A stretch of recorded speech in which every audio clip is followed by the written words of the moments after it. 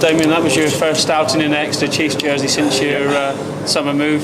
Disappointment in there, but nice to get out there at last. Yeah, it's good to get a bit of crack at last. Like you say, a bit of disappointment in terms of the actual result at the end of the night. I thought the boys did really well first half, and for a while I think it was looking like it could have gone our way.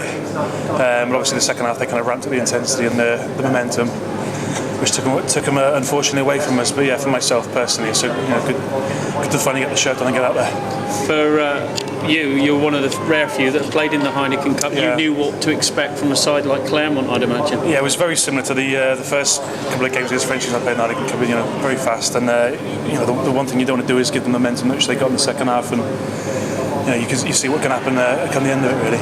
They're obviously a quality side, but first half we more than matched them, and probably the half-time team was more of the same really. Yeah, pretty much. I mean, the rugby we played up until half-time was probably some of the best we played this year. It was up there with the kind of, in my opinion, the rugby we played against Harlequins in terms of everyone doing their jobs and things working well for us. It's just a shame we couldn't sustain that, because it looked at one point as if we were going to do some serious damage to them. It felt like they were going to be the ones on the ropes at one point. So. When you look at their side, they're a who's who of world rugby, aren't they? Yeah. They're not a bad lineup. No, they've got a good team, especially when you consider guys like Regan King, who obviously I know from the Magnus or the Rabo Direct League, and obviously he was one of the stars there, and he's not even in their squad for these kind of games. So it just shows the kind of depth of talent, the wealth of talent they've got.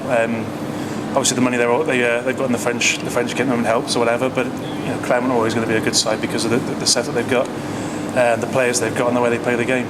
Disappointing in the camp tonight, but moving it forward to a few months, it's back to your old club. What can the Chiefs expect at Scarlets?